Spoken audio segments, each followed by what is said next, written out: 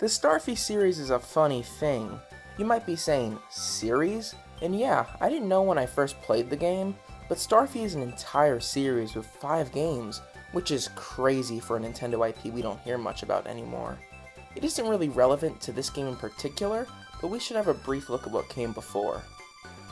Starfy, or Staffy in Japan, started out as a Game Boy Color game shown off at Space World 2000, which was then reworked for the upcoming Game Boy Advance, which isn't the only Game Boy Advance trilogy having starting off as a GBC game before moving up to the GBA. These games were not developed in-house at Nintendo, actually being made by Toast, whatever the hell, which developed a lot of Nintendo games that they had no time in-house to develop. One of which we'll be discussing in a future video, but that's for another time.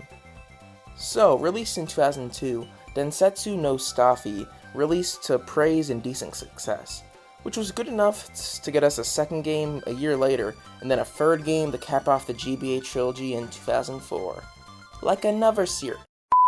I mean, they were basic enough platformers, while still being fun, albeit on the easier side. You had a spin, jump, and a run, which was expanded throughout the trilogy.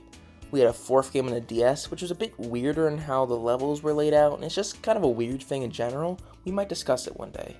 So, after that, you may be wondering why Nintendo never localized the game. It would have been a nice series of platforms to sell alongside Kirby and Mario, but according to the big NOA, it was too Japanese. You know, instead of dignifying such bullshit with a response, let's move on to the 5th and only localized title, the Legendary Starfy.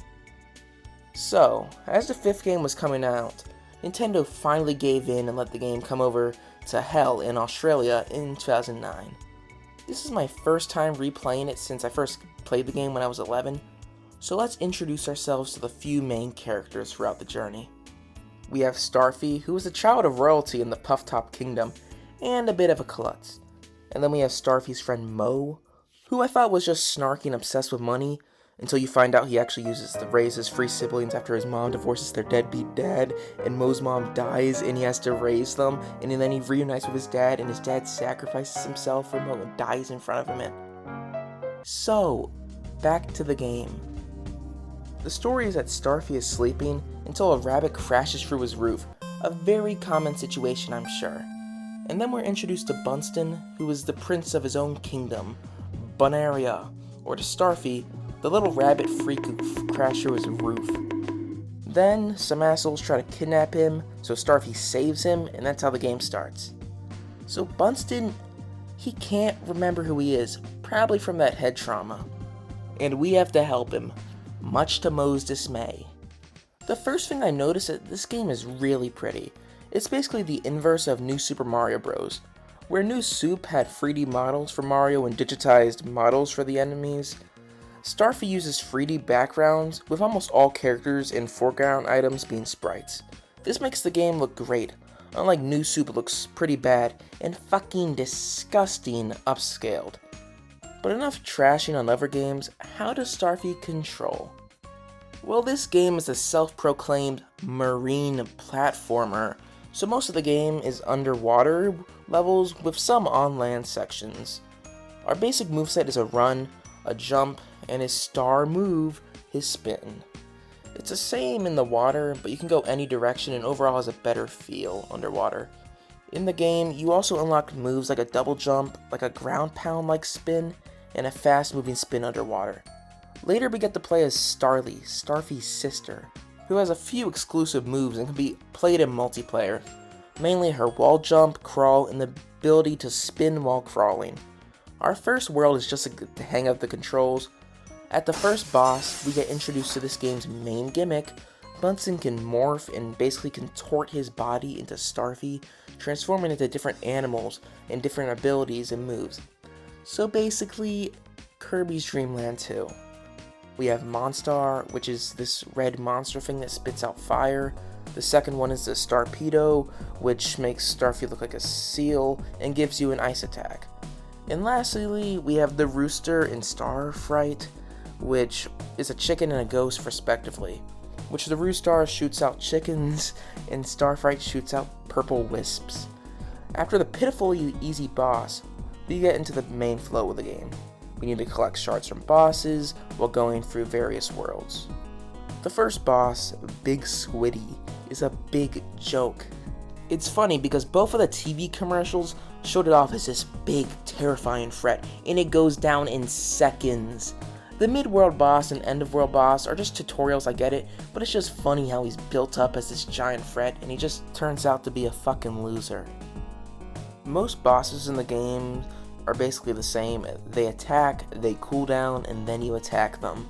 We have ones like the Hot Spring Snapper, which has a second phase, which is swimming up a geyser, and like any great game, it has a minecart section with one of the next boxes. This fight is against the so-called Terrible Trio, which are a trio of henchmen for an unnamed mastermind. We have Snips, the Brain, Ronk, the Brawn, and Papes, the Dumbass. They're based off rock, paper, and scissors, which is how you fight them for the last boss fight, funnily enough. They're the main assholes you deal throughout the game, and the ones trying to get Bunston. The previous Starfy games had a lot of helping people on the way to the goal, and this game is no different. Now the actual levels and worlds, I think they're a little too easy. I understand the game isn't supposed to be the hardest, but sometimes it feels a bit brain dead. But hey, so am I, so I love the game. It does pick up in difficulty by the last few worlds, which is when Bunsen finally regains his memory and tells us why he crashed through our roof, and the eventual brain hemorrhage that will probably result from that. But then it turns out the Terrible Trio pull an Obama and drone strike Bunsen, causing him to fall down the puff top and gets his ship destroyed. And the whole point of collecting shards was because apparently glass shards make a great spaceship. The Terrible Trio work for a space pirate called Mashtube, which commits a little bit of genocide to get his species power for himself. So after the game turns into a horror game with that shark, we get the last shard and make our way towards Bunsen's home planet. It's also great to know that Starfy has a better public transit system than the country I live in, as he gets on a train towards the final boss. And Bunsen's planet is probably the best looking area in the game, and it's also littered with dead rabbits, so that's quite the tonal shift. There's these annoying blobs that insta-kill you, but thankfully it just sends you back to the beginning of the room you're in without taking a life. Okay, so after getting through the next few levels, we're at the last stretch of the game. After a confrontation with Mashtooth, we get into the fight with Bunsen using the Monstar transformation and fucking lose. After that, it seems only Starfy himself can beat Mashtooth.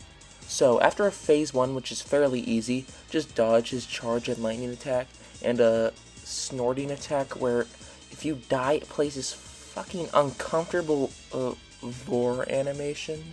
But after that, Mashtooth transforms into a dragon, and with the power of friendship, you enter the final phase against Mashtooth. So this ugly 3D model just throws meteors at you, and you have to deflect them back at Mashtooth, which is weirdly hit or miss. It just disappears before you hit them sometimes, and I have no idea why it does that. But after that, this is where the worst fucking segment of this game occurs. This part that I started when I was 12 and didn't finish until fall of 2023. You have to mash the Y button to push a meteor back. And the first one is fine. It's good. It's not that hard. The second one was downright impossible for me to do for years. No matter how many times I did that boss, replaying it, I could never do it. Until one day in 2023, I was talking about Starfy with someone and I got this tip. There's a strategy to it. You can't just click the button a bunch. You have to keep your finger pressed down and rub it back and forth. I don't know how to explain it. Meow. And then, using that knowledge, I finally beat that fucker, and Bonario is saved. Starfy is thought to be dead, so they give him Narcan or something, and I don't know, and he's fine. After the credits, there's a post-game where you can kill Old Man Lobber as the secret final boss, and that's neat.